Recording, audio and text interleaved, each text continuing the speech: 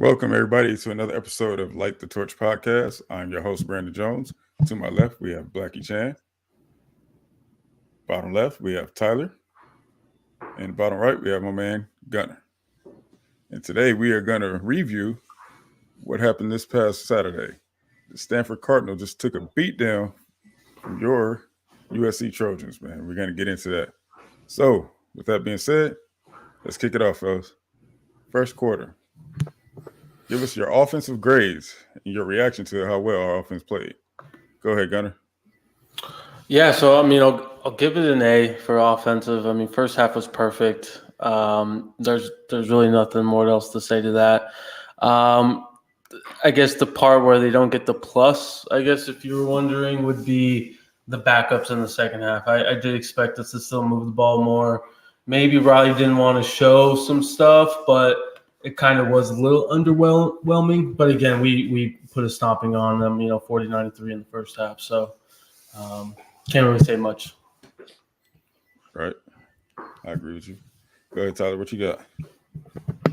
Yeah, I mean, I'd give them an A plus. Like, I get the A for sure. Like, they definitely were underwhelming in the second half. I thought that they'd be moving a little bit better, and like they took like all of the momentum. There was no up tempo stuff. Like, they huddled every single time, and I think that definitely took like some of the momentum that second unit could have had.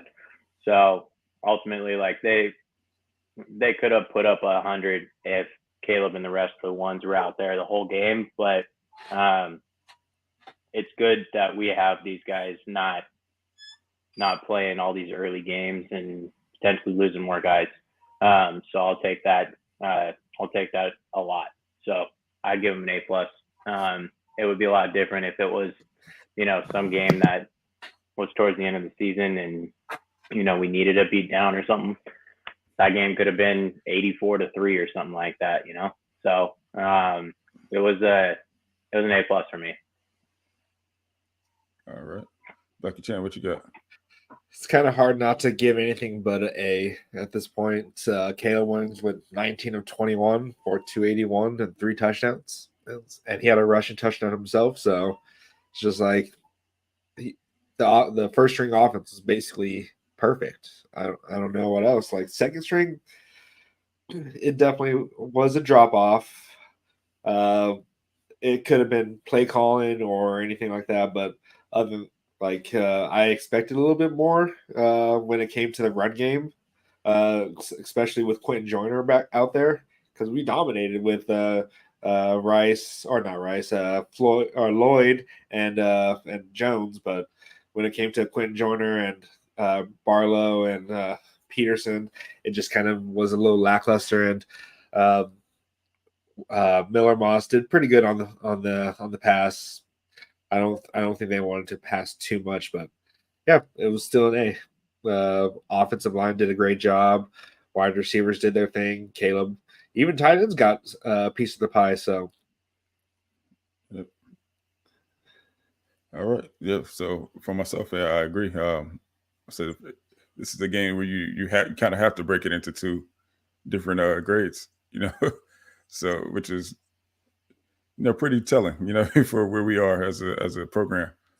So we blew. Obviously, the starters played the first half, and I had to give them an A plus. They were just firing on all cylinders, man. Just couldn't be stopped at all. And everything we did worked, to perfection. So everyone played well. O line looked great. Marshawn Lloyd is just a beast. And I think that even that game is just a small sample size. He went 9 for 77 yards. Imagine if he got 18, So, and that's just, mostly the first half. So, for the second unit, man, there was a lot of rotation on top of, I think Lincoln Riley made a decision that he just wasn't going to run the score up on these guys. He's like, it's a rivalry game. We're beating the crap out of them. That's good enough. We're not going to be Oregon and score 81 on a team that we have no business playing, So I think he kind of took a shot at landing it too in his interview. Did anybody remember the quote exactly? Is that you, Tyler? I can't recall off the top of my head. I don't know the exact, but essentially said kind of what you were saying about how he didn't want to run up the score basically. Exactly, and I'm glad that I'm not the only one who feels that. That was just ridiculous what Oregon did last week. Yeah, you know what I mean. And then they wanted praise for it. Like, yeah, we put up 81 points. We broke a record. Like, if I was a head coach for another team, I'd be pissed. yeah, we know you did that. You're supposed to do it. Actually, you weren't supposed to do that. That was classless, dude.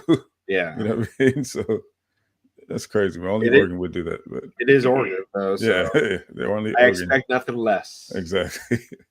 So yeah, that's my grades for. I'll give them an A, and I'll say A plus and an A. One thing I want to say is that we held David Bailey to 3 tackles. Like I don't even recall ever hearing his name at all. And I was actually going to ask, like, man, did he play? Before watching the game, I was like, did he play? Yeah, at all. So yeah, man, we handle business. We made him a non-factor at all. Mm-hmm. Well, that's the thing. When you only have one guy, it's easy to key in on that one guy and shut that down. And that was us last year with Tully. All we had was Tully, and all teams had to worry about was Tully. They're like, okay, fine. That is true. So, all right, moving on. Second quarter, we got defensive grades. Go ahead, Gunner. Give us your defensive grade. Yeah, so I rote down A, and honestly, but since I've been sitting here, I can give him an A plus. The front 7 was dominant, especially the D line. They guarded the tight end really well. I've noticed that they were changing it up. It wasn't just one person on the tight end, so that was unique and cool to see. Essentially, love the goal line stand. That I believe it was in the second half. I'm not exactly sure when it was, but I know that was just kind of a good momentum for the defense and showing, what we can possibly do in the future. I'll talk about it more obviously in later quarters, but I do want to see the linebackers to tighten the rotations.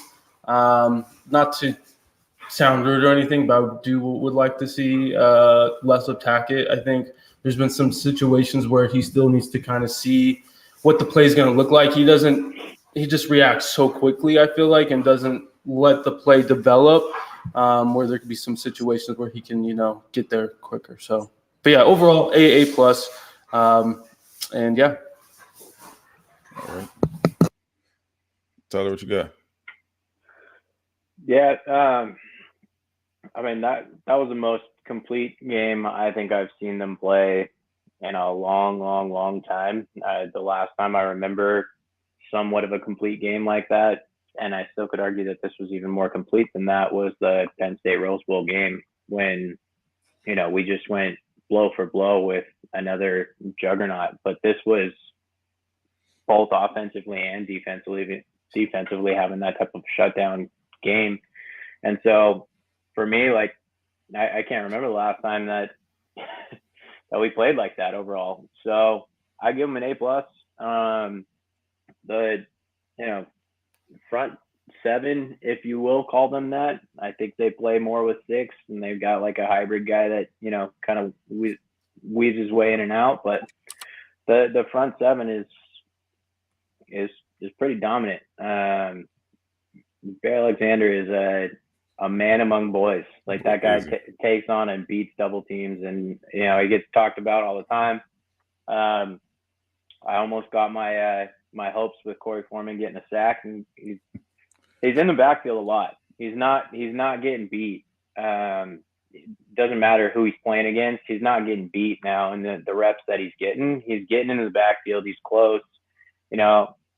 I felt like there was one play that had the replay, and he was kind of clean straight to the quarterback, and it seemed like his eyes got too big, and he just needed to just kind of wrap him up, and quarterback kind of stepped up and was able to make the throw at the last second. But he just was he seemed like he was super antsy to kind of get off the schneid with that. So it's nice to see him get in the backfield. Jamil Muhammad is an unsung hero. That guy's a beast too. And they just didn't have a chance to throw the ball at all. It was just completely dominant all night. So very, very exciting to see that. Right. Go ahead, Blake Chan. Tyler all of a sudden is the president of the Corey Foreman fan club now. That's right, baby. Corey, I got you, my guy. No, like Corey, I was really hoping. I was like, oh, he's gonna get it. He was so close so many times, but defense is great. Hard not to give it a B, or not a B, an A as well. Like all facets of play was pretty much perfect. Our defensive backs, they played a really great game. They were like that goal line stands with Kalen Bullock. I thought Eurosec, my feed froze on me, and it froze as the ball was going into Eurosec's hands. I was like, oh crap, there he goes, a touchdown. But no, he forced the field goal for us. So I was like, okay, yeah, like there was a lot. It was a lot cleaner when it came for the defensive backs. They were knowing where the ball was in the air, so it was great to see that they could play on the ball. And what was it? Bird was killing it. Like that man was harassing those quarterbacks. He took out their starting quarterback. Like you don't want to see it, but he made a great play. He grabbed that arm, got that fumble, and Tackett Curtis was really wanting to take that to the house, but stepped out of bounds. He had too much sauce going on right there. But this is a little preview, but like from what I was predicting before, like Bear Alexander just made a living in that backfield. He just couldn't be stopped. Like he's living up to the like what he was saying. He said, I'm going to disrupt the backfield. That's exactly what he's doing right now. He's disrupting that backfield. Like no one can block him. No one wants to block him. So if you have the task to block Bear Alexander, good luck. Like that's all I can say to you is good luck, because it's not gonna be pretty. It's not gonna be easy. It's gonna be tough. Like you may beat him one time, but 9 times out of 10, you're gonna lose that battle with Bear Alexander. So, yeah, the defense played great. Rajon Davis had a really good coverage on Eurosec. We held Eurosec to 54 yards. So their star receiver / tight end neutralized. They were doing things that I don't even think they would have been doing. Like they were doing some Georgia stuff by doing a jet sweep with their tight end just to get him the ball. So that's when you know that you stop someone, when they have to go out of their game plan to do something like that. So absolutely, they were definitely playing a schoolyard ball at the while, man. Just trying to draw stuff up on the fly, trying to get something going for their offense. Yeah, but yeah, as far as first, this is another one where I have to break it into two different halves, you know. So first defense, I give them an A+, because our D line was just wreaking havoc on them. DBs looked good, you know, they were great in coverage, man. But I cannot say the same for our second unit. We got bailed out a lot. That second unit, secondary, got bailed out a lot by drop balls. You know, they had more than we even wanted to see. So I think those could be potential big plays down the line. You know, I mean, obviously those guys probably won't be playing if it's a close game. But yeah, but for our future, you know, that's what I want to see cleaned up. So of course I can't harp on the bad too bad. You know, I mean, given the score, you know, we did give up that last touchdown, but I like to see that we made them earn it. You know, that second unit made them earn that touchdown. And you know, Lincoln had to review that one. He didn't want to accept that one. I think he was right. Huh? I think he was right. I saw the ball across the plane. He still thinks he was right after. Yeah, hey, yeah. If Lincoln thinks he's right, I think he's right. Well, Lincoln wasn't on the field, man. Hey, not to get out of bounds or whatever, but it's cool to see though our coach have some emotion. You know, it's been a minute, I would say, where we haven't seen emotion. So exactly, you love to see that from your coach. You love to see him fighting for his guys. You know, hey, no, my guys, stop that. I don't care what you say. All right, I'll take this chance and lose the timeout. I'll go to bat for my guys. You know what I mean? Got to see the same thing from Alex Grinch too. He got heated on the sideline a couple times too. Yeah, and got to give him a little credit. I mean, the schemes and everything that we did to prepare seemed to go well, and they made adjustments and had guys that were not 5'9" Max Williams on tight ends this game, and then they were able to adjust and have other guys play on their best weapons. Yep. So it wasn't vanilla, it wasn't one dimensional. They made adjustments mid game, and that was really exciting to see because that's not something I've seen so far. I'm going to have to apologize to Max Williams. He had a great game, even on top of the tight end. Yeah, so, he played great. Yeah, I think he was eager to prove. I'm sure he's heard some of this. Max. Like, right. That guy got hard. Great job. So absolutely, everyone did a great job. Max is a guy who's just very instinctual, man. Yeah, you can't teach the stuff that he's good at and good for.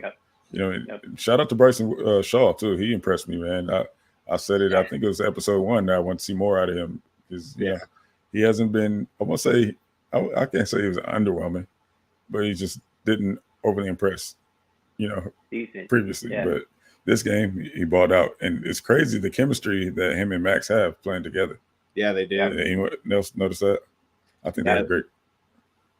Yeah, so that's something that is needed in the secondary, and it's something you love to see. So we'll see how that goes moving forward, man. We'll probably see the two of them together. I'm interested now to see the lineup that we'll have moving forward.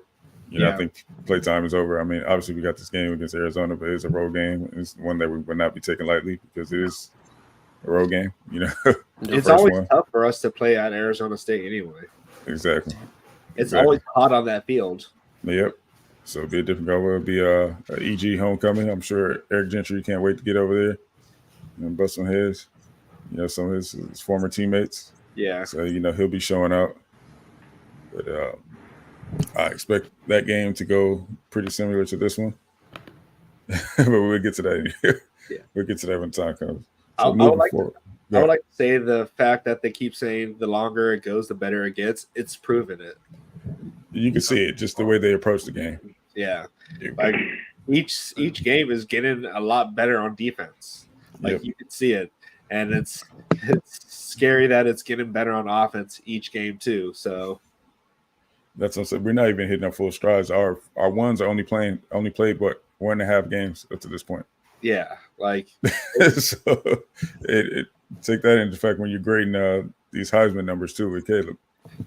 That's my big fear. They're like, oh, Caleb doesn't have the numbers, but honestly, he doesn't need the numbers. Individual awards I can care less about. Yeah.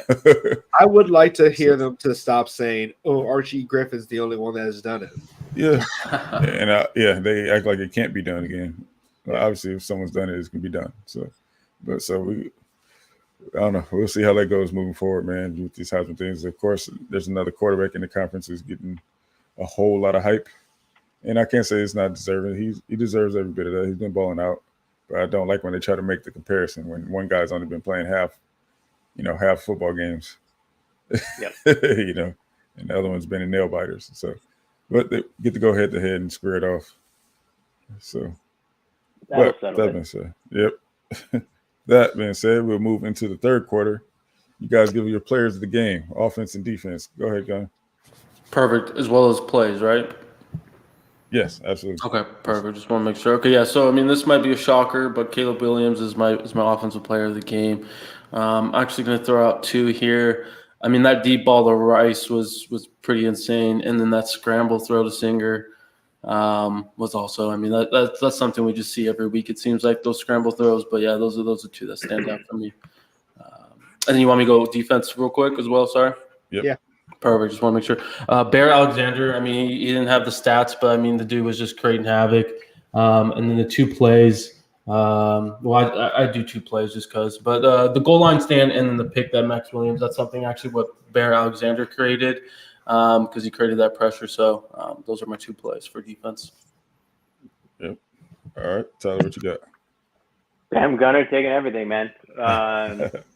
Offensively, I mean, they spread the ball around so well that it's kind of hard to pick anybody other than Caleb. It's nice to see somebody like Marshawn Lloyd in the backfield. I haven't seen somebody that shifty wearing Cardinal and gold for a really long time.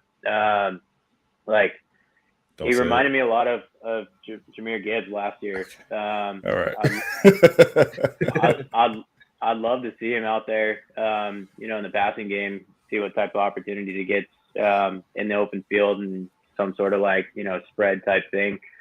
But yeah, actual play of the game. I mean, Gunnar, you took the two that I was thinking of. Caleb getting out in space, and then meeting Singer and throwing a dime on the run, and then getting to set his feet. And I think that was 65, 70 yards, literally throwing it through, a tiny, donut from 65, 70 yards away, just right in the breadbasket. That was nasty. Defensively, it was cool to see Kalen and Bryson Shaw come downhill and light some guys up a couple times. They both did it. It was nice. It was nice to see, that level of the defense be able to kind of get involved, because it seems like they've kind of been the anchor to the rest of the defense playing really well. So, yeah, I mean, Bear's going to be my defensive player of the game. Maybe the stats don't line up, but he's in the backfield just screwing the pocket up every single game, basically every single possession. So love that. Okay. What about you, Bucky Chan? What you got? So I picked Bear Alexander in our pregame to be the defensive player of the game, and that's who I'm going to have to go with. So Stanford got into the red zone and they were driving on the ground, and then you can absolutely just see Grinch Bear, get in there. And the moment he went back in, he stopped him. He is a difference maker on this defense, and and he's a sophomore. That's the scary part. And we have him for another year in the Big Ten. So Big Ten, take notes, because this guy is coming for you.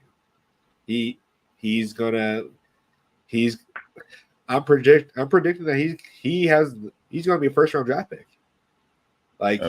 He's that talented. If he keeps this up, sure, he may not have the sacks, but he's definitely doing more things on this defense than people realize when it comes to the stat sheets. So Bear Alexander, play of the game though, I'm going to give it to Bird. That fumble that he came from the other side of the field, chased the quarterback to the other side, and still got the fumble, or still forced the fumble. So that's a lot of effort to do that. For the most part, we did not see that kind of effort last year except out of Thule. So that effort that he is showing right now, that he's been doing, he even did that right after they put in their new quarterback. He has an unbelievable motor. So that was a really good play. And offense, I'm going to cheat here and say the offensive line, because the offensive line, Caleb, he had all the time in the world. He could do whatever he wanted to do in the backfield. I don't know if you know the game NFL Blitz, and if you got on fire, you can literally run back there, do spins, you can dive on the ground or do something. That's literally what Caleb could have done back there, because the line was just doing what they needed to do. There was no rush on Caleb at all. He didn't get sacked, he didn't get touched. The only time he got touched was when he wanted to get touched, which was that rush and touchdown. So the offensive line did a great job. Even with Gino being out, there was no drop off when it came to that first team offensive line. They were opening up holes. Marshawn had the holes. Austin Jones had holes. It was great for the first team offensive line. They did a great job. I want to give it to Caleb because he was basically perfect, but I want to be different and give it to the offensive line. Okay. Yep, that's pretty much the same for me. I mean, Caleb is the obvious choice, so I decided to not go with the obvious choice. You know, so I think it's too easy for Caleb at this point, man. He's almost exempt. You're like, yeah, you don't get to be player of the game. You're too good. All right. So, I decided to go with Marshawn Lloyd. 9 carries, 77 yards, and man, he just looked impressive. You know, doing his thing, blocking like crazy, getting downfield. What do you guys think about Caleb getting downfield and trying to? I guess you could say block. Yeah, I don't like it either. No, but I get don't what do you're that. trying to do, but yeah, cut that out. Man. Cut that out. I was yelling at the TV. It's like, what are you doing? Yeah. Yeah. Like, Caleb, we get it, man. We get it. Let's just chill out, though. You know what I mean? But yeah, defensively, I'll have to go with. To me, I feel like the obvious choice would be Bear, right? But I picked him. That was actually my prediction, and I could easily give it to Bear, but I can't give it to Bear without giving Solomon Byrd some love, man. Yeah. Yeah. Three solos, I believe. Yep. As I'm looking here, 4. 3 solos, Four. 4. Okay, 4. A tackle for loss, a sack, and a forced fumble. He balled out, and I have to say that, mention them two together because he could not have done that if Bear wasn't doing what he did. And Bear was just wreaking heaven. I told you at least someone I thought it would be Jamil Muhammad, which it was. Jamil made his plays too. But I told you once they start doubling, you double one guy on that defensive line, and it's a wrap. Somebody else is going to eat. You know what I mean? So it's like pick your poison. So you love to see it, man. As far as plays of the game, I'm gonna have to go with the bomb to Brandon Rice. Cato said, "Oh yeah, you think I'm just good at throwing on the run? I'm just sit back here for a little bit and then show you my arm strength and just put it right on the money, man." We got to see that speed that B Rice been bragging about, man. He's been selling us that he's the fastest guy on the team, and right there you got to show a little bit of that, man. I don't know. I still think that's debatable. I got to see that race because we got so many, man. But I got to hear some other guys admit that he's the fastest. But man, you love to see it. You love to see it. Defensive play of the game, I'm gonna have to go with that Solomon Byrd strip sack. Yep, definitely. Yep. I think before we in the Discord we talked about having our expectations met, if our expectations were met for this, and we changed the fourth quarter to CFP predictions. I think. Right. Fourth quarter, I think, was focused for bye week and then CFP. Okay, yeah, we could do that. And Raul's here, so he could. Perfect timing. He could do rapid fire, fellas. What's up? What's up? Yep. All right, Raul. We gotta get you caught up, man. Yeah, for sure, right? Sorry about that. We're gonna put you on the spot. Are you good, man? It's life. I'm just coming back from the student section. I didn't want to leave. Hey, yeah, why don't you go ahead and tell us about that, man? Tell us about your experience in the student section. No, it was great. It was the first time there. We sat right in the middle of everything. Students were high. We got there like around 6:30. It was pretty full already in that little section of the student section. From 6:30, they had live music going on with the DJ. Just the atmosphere there was great. And, awesome. Everybody was standing up for the majority of the game, which I didn't mind at all. We were making noise. It was a great experience. So for those that haven't experienced a game in the student section at USC, it's highly recommended. You definitely got to have some in there, right? Have some connections with current USC students in order to get those tickets, unless you have some other connection. But overall, it was a great experience. After the game, a good portion of the student section stayed, to listen to the band at the end. Can't remember who it was that was leading the band at the end, but it was a great experience. Got to meet Austin Jones.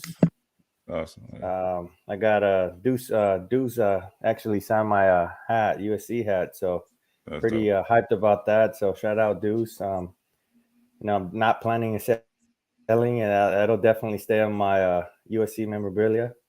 It was a great time, honestly. So highly recommend it, fellas. If you guys haven't experienced that, it's definitely a great experience.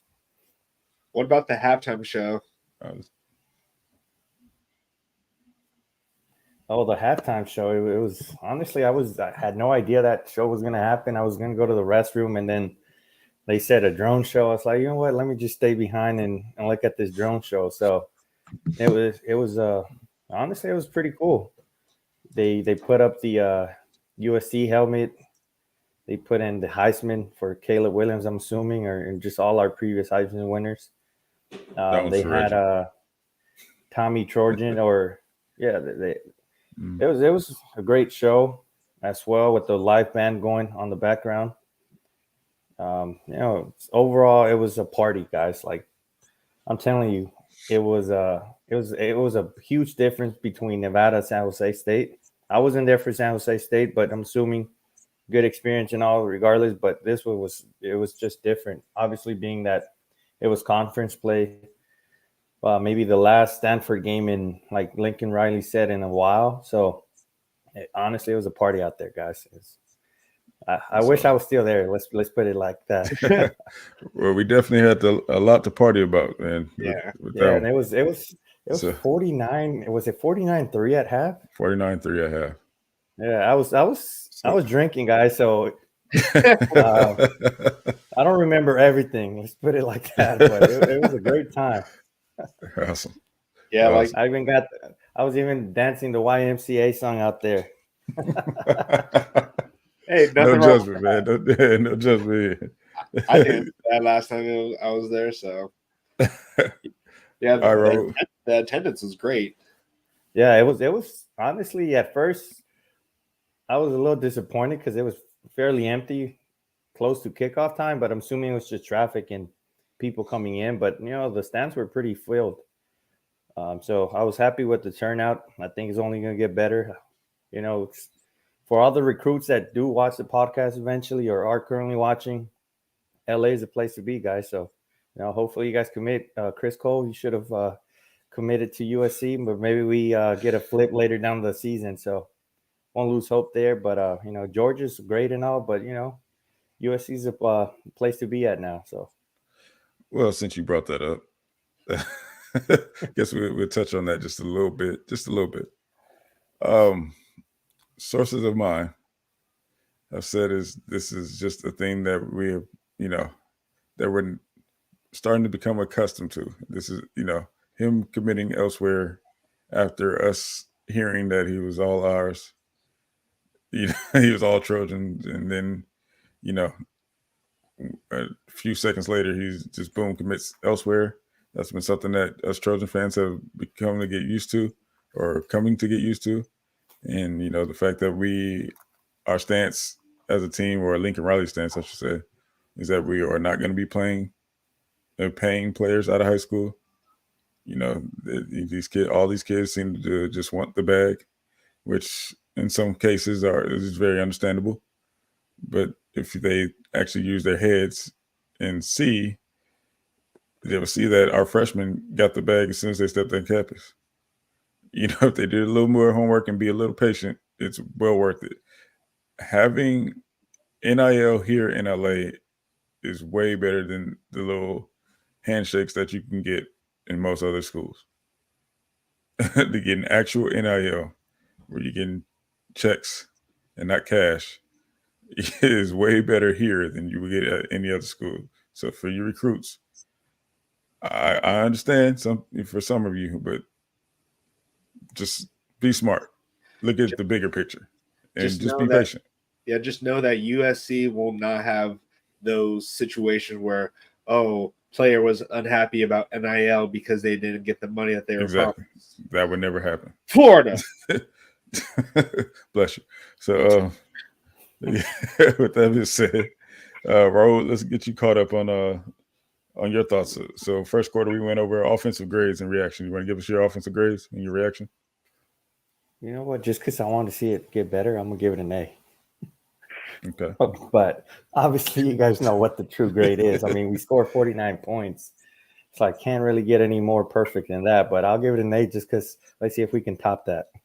So, Exactly. no, but It was a great game plan. They distribute the ball, spread it out. We got a few runs in there. Just Caleb did his thing, right? So, it was he didn't even break a sweat. Shador, Caleb did not break a sweat, and he put up, I want to say, better numbers than you did in like those 2 quarters he played. So. Who's this new Raul? He's just calling everybody out tonight. Come on, guns blazing. Hey, I go to the student section. I came out a different man. Yeah, I see, man. But it was a great. I'll give it an A, and I'll give it an A plus. Why hold back? But I wish we can see it again throughout the season. I'll just keep it that simple, A plus. Okay.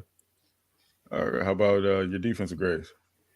Defensive grade. Obviously, I saw a few people complaining like towards the second half, right? But it was like second string, third strings. Obviously, they weren't playing at full capacity in terms of having the starters in there. I give it a solid A. Right. Okay. They on par with the rest of us. Yeah, I give it a solid A.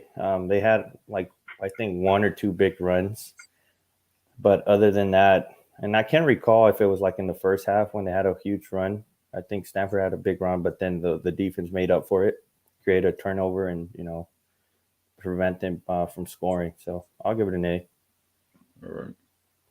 And your players of the game, as well as your plays of the game for offense and defense. Oh man, it's tough. I mean, a player of the game offense. Yeah. I'll go with Caleb. I mean, he did his thing. He said he didn't break a sweat, and he put up a great performance in that first half. Defensive player of the game, Mohammed. I don't know if anyone of you guys picked him, but I'll give it a Jamil Mohammed. Okay. He did his thing, and like he's been doing the first 2 games, so I'll get a Mohammed this time. Absolutely. Do you have plays? Oh, what we were talking about the other day, like, if there was going to be a big play, I feel like we had like 7 big plays this game. Yeah. So Yeah. I guess are we picking for each quarter, guys, or what are we doing? Just give me your 2 most notable. Notable. Offense, Obviously, defense. it's going to be offense. I'll give that Brandon Rice, Caleb, 75 plus. I think I called it last week on the prediction, but it was to Tosh, not to Brandon. But shout out to Brandon Rice. Great, great play. And then defensive. I think it was Mohammed that created the strip fumble, or like he created a fumble, and then Tackett Curtis recovered. That was Solomon Bird. Solomon Bird, yeah. Yeah. So maybe, yeah. So Solomon Bird, like I said, guys, I was drinking and I don't remember all the exact plays. So maybe my player of the game is either Solomon Bird or Mohammed. I don't know. I think they both had great games regardless. So Okay. yeah. So just so we're aware, they're not the same person. No, for sure. Okay. All right. So that being said, we're all caught up. So let's move on to the fourth quarter. What should be the focus going into this bye week? What do you guys think? Go ahead, Gunnar. Yes, I mean, first off, just make sure we're still getting healthy. Like Cobb's a little banged up. Maybe Gentry might not be 100%, even though he dressed up yesterday. So just getting healthy. Kind of mentioned this in my defensive reaction, but look, I want to start seeing that linebacker room tighten up. Again, I know we have some injuries a little bit here and there, but I just want to see a little bit less of Tackett Curtis. No disrespect to the kid. He's got a bright future. I think it's just he needs to sit back, see some of the plays happening on the sidelines, and then, kind of get the mental reps. And then lastly, just getting the 5 O-linemen, just starting to get them to gel more. There was a good game yesterday, and just starting to see that more going into the bye week into ASU. Right. Tyler? Yeah, I mean, more of the same thing. Out the linebacker group kind of get shored up a little bit. Be nice to, it seems like Mason Cobb probably could have gone if this game was, some sort of championship type game, something really important. And they probably just chose to let him get healthy with some sort of lingering injury. So having him get healthy, same thing that Gunnar said, the O-line, they played really well, but that continuity between the 5 big boys up front, we're going to need them to keep Caleb upright. And when he sets his feet, he's deadly, and that's all up to those boys. So, I'd say that's, just echoing everything Gunner's saying at this point, because he's just taking everything away from me, because we're on the same page here. So, man, we might switch the order of things, man. Yeah, there's not a whole lot to work on. I mean, they came off a good game. Stay sharp. You got to want to fight through this and not get complacent. You got to stay hungry. ASU is somewhat of a, we should win that game handily, but it's our first game on the road. You got to be ready to travel, and they typically play us well, and they've got some young guys, and it's not a place you want to give them any momentum and have to start playing some sort of tight game. Step on their throat and get ahead early and blow them away, just like we did with Stanford. So, right. Bro, what you got?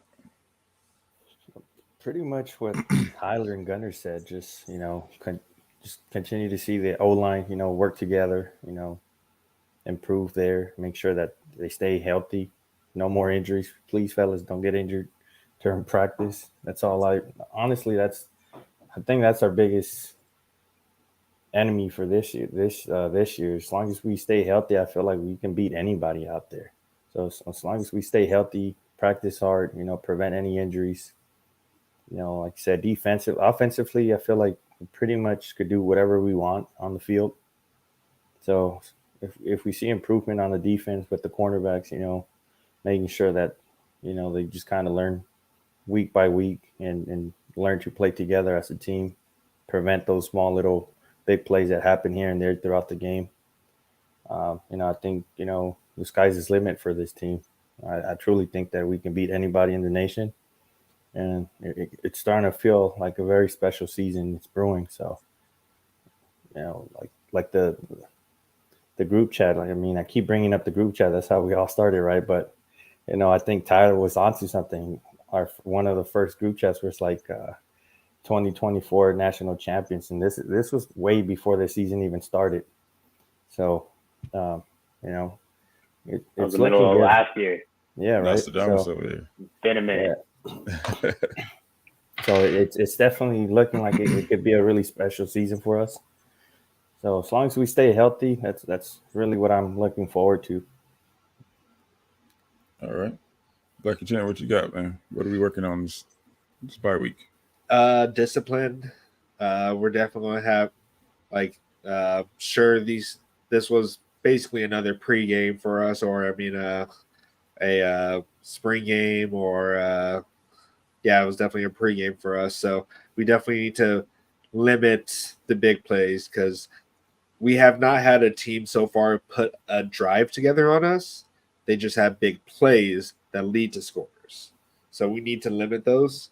A lot of the times it's a big run or a big pass. So we got to make sure that we get a little bit more have a little less of those big plays and just make more 3 and outs. But discipline when it comes to penalties, we'll have penalties here and there. So I don't think we had that too many penalties this game, but we still do get penalized a lot. That could be the Pac-12 doing that on purpose, or just actually us causing those penalties. So either way, we need to limit penalties. So I just want to see more discipline especially going into road games. We have Arizona, CU, Notre Dame. We need to be disciplined for those games. Yep. For myself, I'd say health. Yeah, we need to make sure we're nursing the injuries of those guys who are injured. We don't know who or what they are, because injuries are kind of hard to get reports about injuries from this guy. But but whatever they are, we hope everybody gets healthy over this bye week, and Trojan family don't shoot me over this next point. These words I'm going to say. All right, situational mastery. Yeah, I know. Helping terms, I know.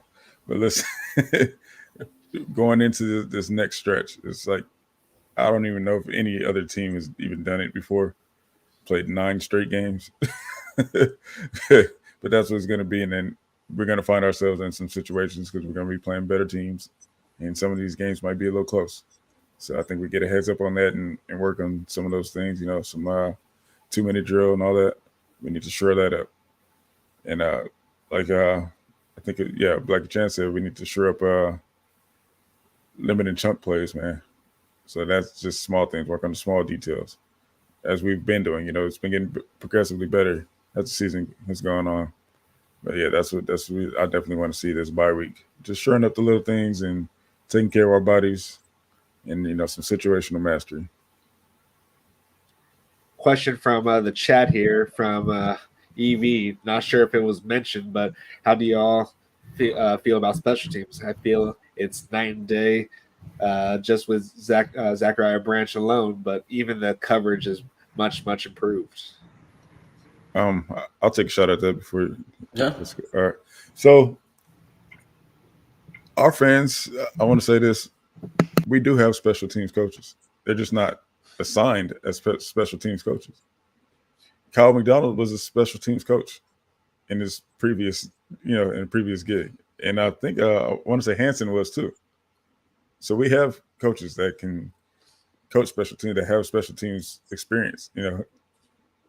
So yeah, so they were both special teams coordinators on their resume.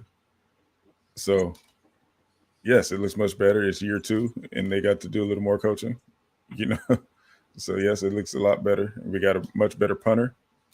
Yes. No disrespect to anyone from last year, but He had some good punts. Yeah, he's doing his thing. And yeah, man. So overall, it looks better. We do have special teams coaches or coaches who are coaching special teams. So we don't need a special teams coach, in my opinion. I think they're doing just fine. Anybody else want to step at it? It's not like how we had before, though. Like, there was one season, I can't remember, but we had multiple block kicks. We had, like, with the Dory Jackson, who was the special teams coordinator for that? We had block kicks, block punts. Like, I feel like we're getting close to blocking punts, but I just feel like there has been a lot of times where we weren't ready for specific, like the onside kick. Like, that should be easy to set up, easy to execute. Like, it really all depends on the kicker to make it better for the kicking team. But that onside kick should not have happened. It should not have made that game a little bit more closer than it should have been. So I honestly think that we need someone that specializes in it, that knows that we need to set time for that, rather than just kind of glancing over and basically like speed reading it when it comes to our special teams. So I do think just having people who've done it before doesn't cut it sometimes. Well, that's So we do have an assistant that does it just for special teams. He's an assistant though, or whatever, like a GA. Right. My thing is, I don't think we should cut any other coaching positions out to get a special teams coach. Right, that's kind of where the hands are tied. Yeah. Well, but if we want to value special teams a little more and work on that more, absolutely, I think we should. That's something. Do we have a limit of how many coaches we can have? Yes. Yeah. Mm-hmm. We're at the limit. Yeah. So for me, I mean, there's 3 phases to special teams. Can you make a big kick? Can you flip the field? And can your boy that's returning kicks either via punt or via an actual kickoff, can you take one to the house? Zachariah Branch doesn't need to be said. Eddie Japliski, like that dude can flip the table or flip the field whenever we need to. And like Dennis Lynch is, solid if not necessarily spectacular so far. Like I'm still worried if he's going to have to, have some big kick on the road and some, coach is going to ice him and give him an extra timeout to think about it. Like, is he going to be able to nail that big kick? Like, that's not a certainty at this point. But, the special teams is significantly improved because Zachariah Branch is like literally a Swiss Army knife and looks like he's just playing with dudes, and he's younger than all of them out there. And like Czaplicki, that dude's solid. Like he's flipping the field, and that's going to help make the defense look better to not have us have shortened fields to be able to play against. So I don't really think that it's that big of an issue. I agree with you, B. Jones. To get rid of another coach, to have somebody specifically focus on that when those guys are specialty players, and you just practice some of that with some of those guys that have that experience. I think it's the right way to go with where we're at right now. Absolutely. Yeah, the last thing I'll just add, I think we had like under 100 yards total. I'll have to look at the tweet or stat, but I think we were under 100 the whole year last year in punt return yards, and he's already eclipsed that, I think, in 1 or 2 games. So yeah, it's just insane. So right. I would like to see some more block kicks. That would be great. I was gonna say, and then just to talk more about the punter. I mean, the punter out there looks like he has confidence, so that's big, right? Yeah. So, like I said, I was glancing at the whole field yesterday, looking at the sidelines. The guy seems confident out there, guys. I don't know if it's just me, but the guy definitely seems like he has confidence out there, and I think that plays a big role in terms of being out there and performing. And then regarding the field goal kicker, when I've seen him kick, I think he hasn't missed this year, right? The few opportunities he's had, I don't think he's missed. So did he miss one? No, he's only kicked one field goal. Oh, one? Yeah. Okay. But I mean, with all even the PATs, yeah, I feel like there's years where like, okay, is he gonna make the PAT? Right? Yeah, we had that in the past.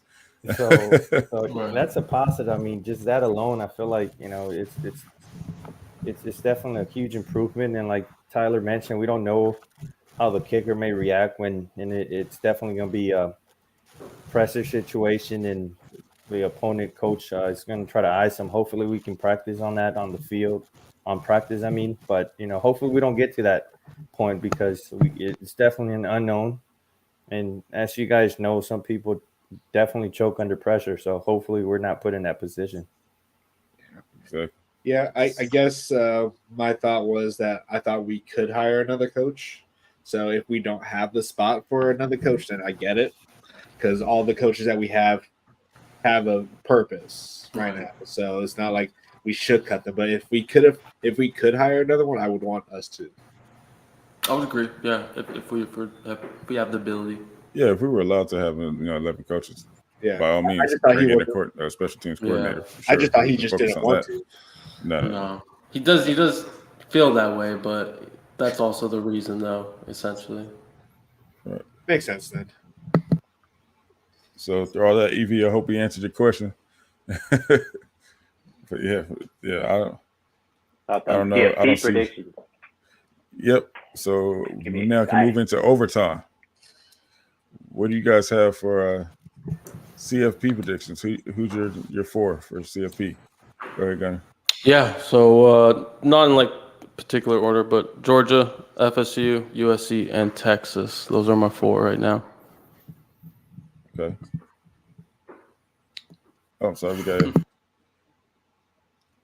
Yeah. Hey. Damn, Gunner. Yeah, sorry, we're gonna cut you off for just a second. We got a question here. It says, "Good evening, gents. Tight end Lake McCree is a hidden gem. Good hands, good size, good speed. Not afraid to go heads up after the catch. What are your thoughts?" So, go ahead and kick it off, Tyler.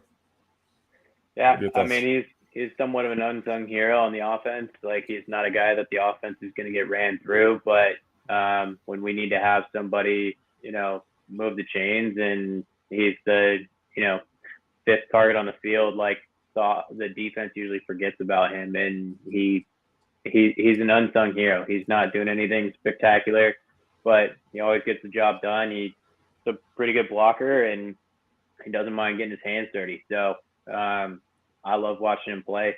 I thought that he'd be, a bigger piece, but we've just got too many weapons that, like, the guy just seems to just have that kind of, blue collar mentality to just, I'm willing to do whatever it takes to get it done. And I would take 100 of those guys on my team anytime.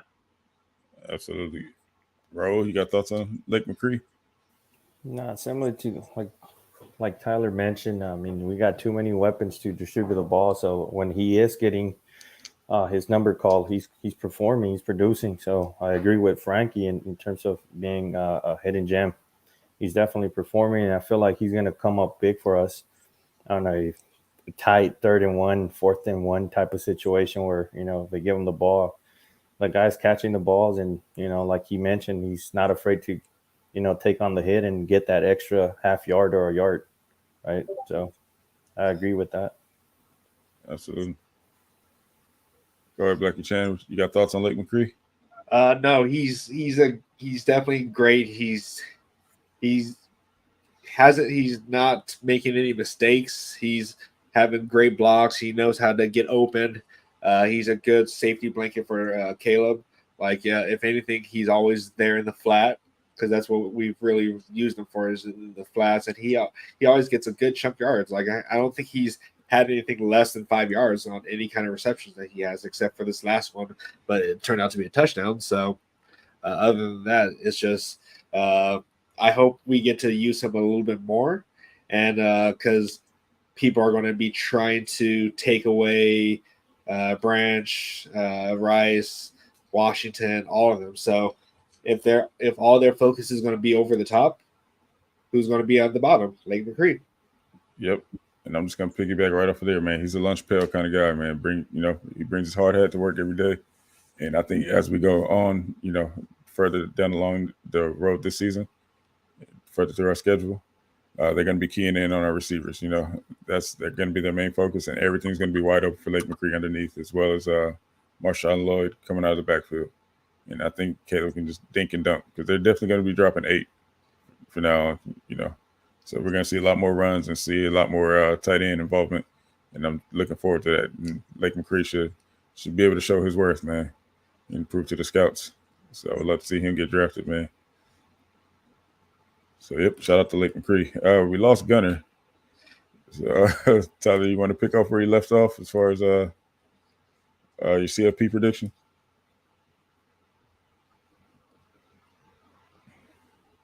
Didn't know I was on mute. My bad. I think there's a pretty distinct top 4 teams in college football right now. I think there's a really steep drop off after that. I think it's Georgia, Michigan, Florida State, and SC. They'll kind of figure themselves out over time as to who's going to, be where in that top 4. But I don't see anybody else that can compete with that quartet right there. And honestly, last year was, we can compete with anybody. And now it's this year, I believe that we could beat anybody, especially if we played like we just played against Stanford. Like, I'd take us against Georgia right now. They're figuring out things with their offense. They've got to play a better defense than like Nicholls State or Kent State or whatever the hell they've played so far. Like, our defense is going to be a hell of a lot better than that. And somebody's got to be able to hang with our offense. And our offense is like clicking on all cylinders. And so, yeah, I'd take us against anybody right now. Absolutely. Raul, you got CFP predictions? Like they mentioned, pretty much similar teams. No particular order as well, but Georgia, Michigan, USC, Florida State, and Texas. I mean, I know you said 4, but I think it's between those 5 right now. And that 4 spot with the whole SEC bias and whatnot, and the Big Ten bias and Pac-12 not getting the love, I think like we're fighting for that 4 spot between Florida State, Texas, and us. We'll get that 4 spot, but as of now, I feel like if we win, we should be there. But yeah, those are the 5 teams that I'm thinking are probably going to be there in the Final Four. Okay. What about you, Blackie Chan? As of right now, in this order: Georgia, Georgia, Michigan, USC, and Florida State. I want to say that the Texas win over Alabama wasn't all. Want to catch a lot of flack for this, but I don't think it was that impressive. Like, I don't think Alabama is where they're at, where everyone thinks they're at. I don't have faith in any of their quarterbacks that they have right now at all. Like, what's his name? Jalen Milroe. Yeah, he's not the answer for them. So Texas is great. They're a good team, but they struggled with Rice. I know people are going to say that we struggle with San Jose State, but they put up 59 against someone right now, so I don't want to hear it. But Florida State, they handled LSU, who beat Alabama last year. So with Bryce Young, which is a way better quarterback than who they have right now. So I think that's still pretty impressive, more than what Texas just did. But Texas definitely can run the table though. So because their hardest game is probably going to be against Oklahoma, but Oklahoma didn't look too impressive, or they looked impressive against whoever they were playing, but not 70 points like they did the first game. So we'll see. But I think it's going to be Georgia, Michigan, USC, and Florida State. Okay. Here's my thing, right? So these national media pundits, these guys will mention how Bama doesn't have receivers. Bama doesn't have a quarterback. Bama just hired a horrible coordinator. Right? They'll mention all that, but then somehow excuse all that and still rank them in the top 5. Yep. What? So you just get a benefit of the doubt because it's Bama, right? So you mention all that they don't have, and then throw them in the top 5 somewhere because they're Bama, and they got to be in the top 5 because Saban, SEC, Bama. Those are your reasons. Then they go out there in the field and look terrible, right? Just like everyone thought they would. Well, everyone who really knows what they're looking at, But someone help me figure this out. How are they even in the mention? How are they even ranked that high? Bias. So now you're going to throw Texas in front of us because they beat an overranked Bama team. Well, they're claiming their SEC now. Yeah. So bias. That's cool. Look where the SEC is now. Not looking good. 5 teams in the top 25, and really, I mean, it's gonna settle itself. Like, Texas is not gonna play the same strength of schedule we're gonna play the rest of the year. We got a cupcake schedule to start the year, and then once we start playing Colorado, and then we start going to Notre Dame, and then we finish with Washington, Oregon, UCLA. Like, we're gonna play 5 or 6 ranked games the rest of this year, and nobody else's strength schedule is going to be able to hang with that. So if we run the table or even lose 1 game, like, we're going to be fine. So, like, yeah. I'm not worried about it. You're right. You're right. And fellas, what do you guys think? And I haven't seen the schedules. I don't know if some of these guys play each other. I don't think they do.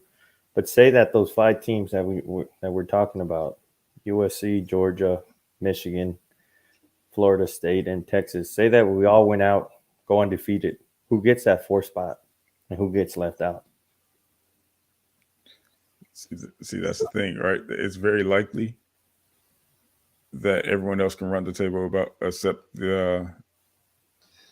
whoever's coming out of the SEC or whoever's coming out of the Pac-12. We could very well drop a game just the way our schedule's set up, right? Because those are the 2 most competitive leagues right now. But a Big 12 team who right now it's probably who? Texas and Oklahoma. And Oklahoma's still kind of questionable. They can run the table easily. ACC, it's only Florida State. They can run the table easily and be right in there.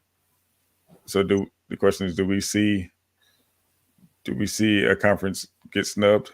In what conference? So, and with that being, go ahead, go ahead. Lucky. No, go ahead. Oh, I was just gonna. This is the negative mindset of how the Pac-12 has been ran for the past 10, 15 years. I feel like we'd be left out. Not gonna lie, they will do anything to discredit us. Like if we beat CU, they're gonna downplay it. If we beat Oregon, downplay it. We can beat anyone and go undefeated, and they will downplay it and just say it's the Pac-12. Like no one respects the Pac-12, even though they respect the Pac-12. They like Washington's going to be undefeated, probably by the time we get there. They'll downplay it. Like it just blows my mind how they choose to downplay everything that we do and everything that the Pac-12 has done, especially what's going on this year. Like everyone's darling is CU. But if somehow they lose to us, they will downplay it, and they will still probably give props to CU. Oh, that's coming. Oh, Deion's first year, he's rebuilding. Yeah, and then they'll talk about all that. They're not talking about. They're like Caleb Williams had a perfect game, but they're still talking about CU.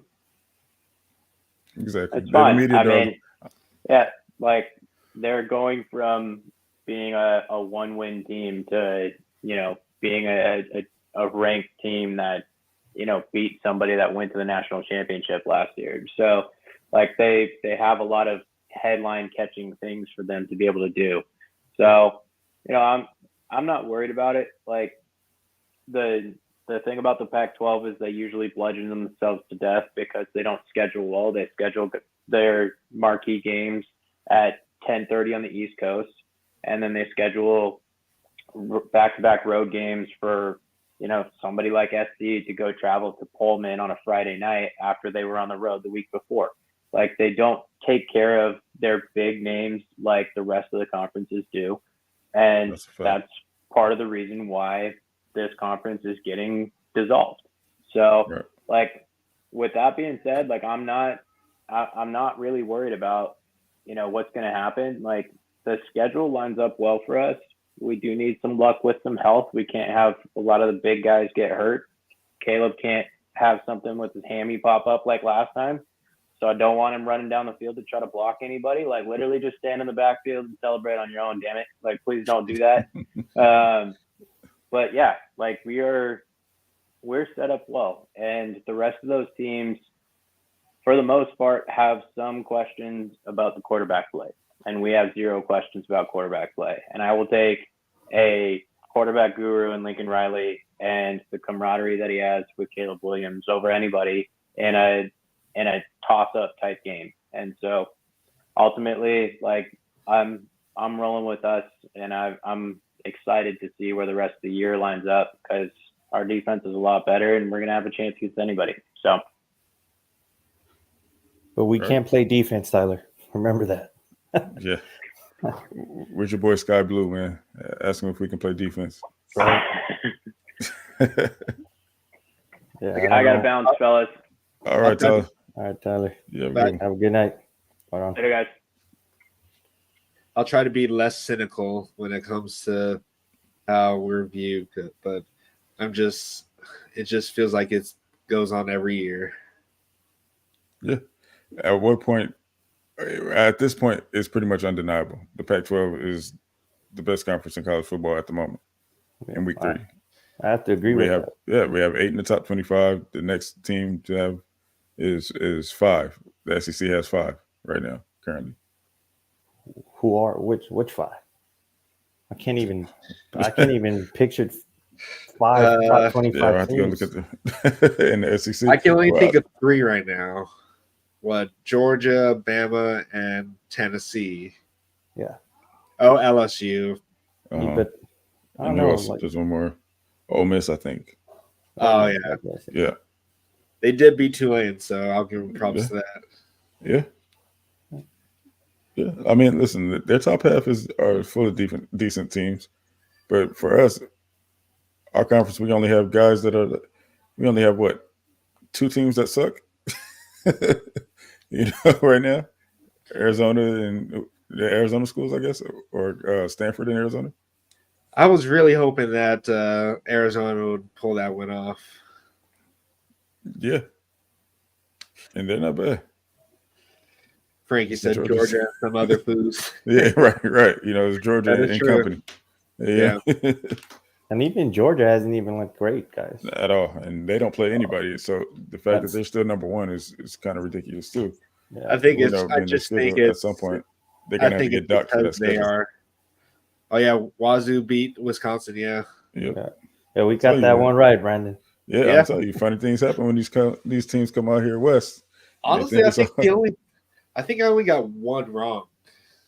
Yeah, I got a couple wrong. I got the Yeah, Colorado one. Tyler Shuck. Yeah, Tyler Shuck did me no favors, man.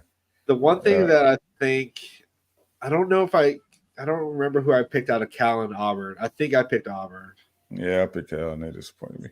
but no, I thought Arizona could pull it back. But if you have 3 interceptions like Jalen Delord had, it's kind of hard to win that. So Yeah, honestly, I thought he kind of growing out of that. He does do things under pressure.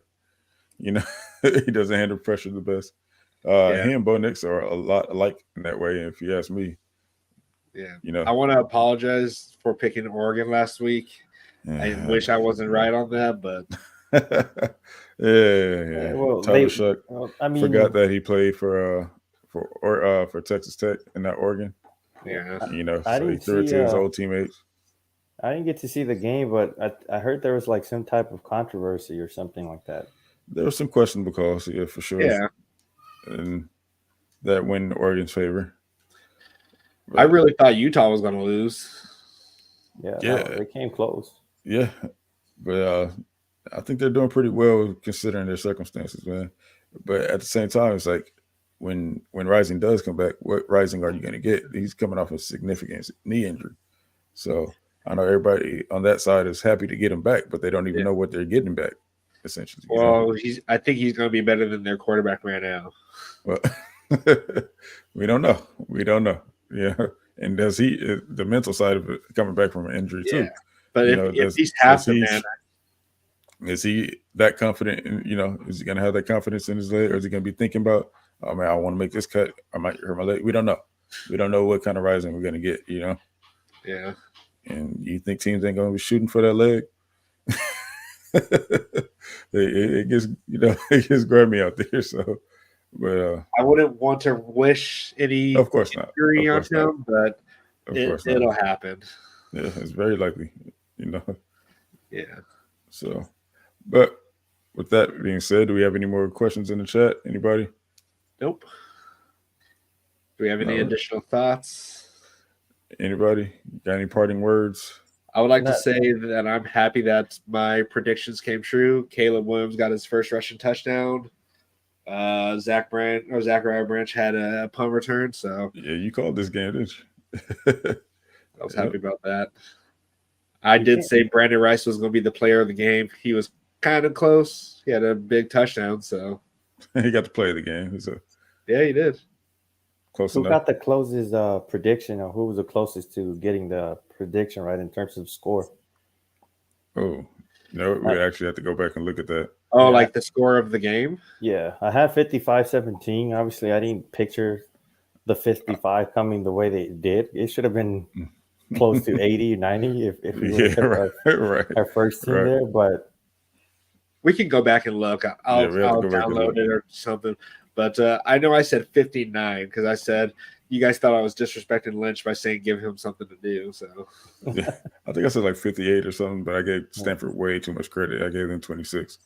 So yeah, I guess we kind of disrespected our own defense by giving. yeah, we did. I thought they would actually score on their own, and then the rest would be like some garbage time. I thought they would score 2 in garbage time, but that didn't happen either. So proud of our defense for proving me wrong.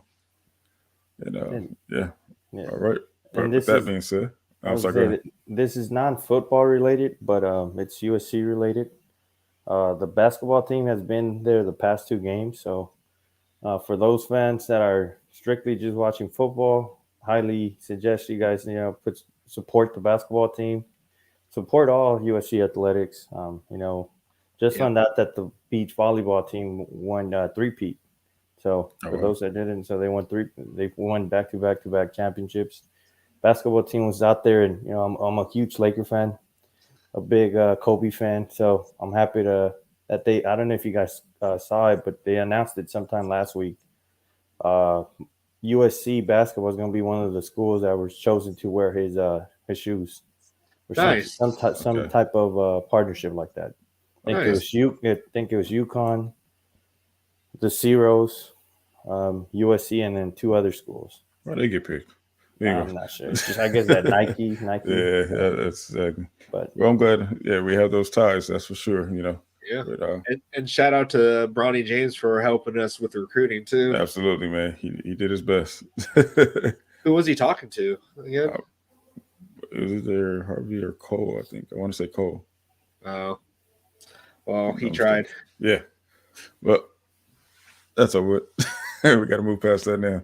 Look forward, man. See who else we're after, but we'll report on that as soon as we hear something. But with all that being said, man, I think it's time we wrap this one up. Make sure you guys join us Thursday for our preview. Actually, no, we have a bye week. yeah, bye week. So maybe stay tuned. We'll discuss that. We'll Yeah. figure something out to talk Yeah, about. exactly. So join us Thursday. Maybe not. I don't know. We'll see. Stay tuned. We'll announce it on the socials. Maybe we can talk about like the Trojans, NFL guys. There you go. Yeah. We had a I'm- huge, and for all those, I mean, USC represented big time this weekend. Amon Yes, Ra was absolutely. balled Absolutely. out. Michael Pittman balled out. Absolutely. Drake Jackson, I think. Hey, Yeah. wide receiver, you baby. Yeah, he had nothing. I No, have no. No, not. I mean, not London. Drake Jackson. I'm saying, Drake Jackson. He had like 2 or 3 sacks. Yeah, he had 3 okay. sacks. I mean, it's not London's fault. I mean, he doesn't have a quarterback to get on the ball. I And know. you know the but I have craziest him part? on my fantasy. And then Jordan Addison got a touchdown as well. So Yeah, he did. they represented well. So 34-yarder. I had Yeah. I had him on my bench. And yeah, never mind. I was gonna say, man, that's what makes me so upset because we had all those guys in the Helton era. It was like, man, look at all the talent that Helton had. But anyways, I digress. Yeah. So yes, we'll be here Thursday. We're gonna say what, 5:00, right? So we Something. change it to. Yeah. Keep you guys posted. We'll just stay tuned for the announcement, and make sure you hit that like button, hit that subscribe button, so you get the notification when we're on. And with that being said, fight on. I don't. hold on, fellas.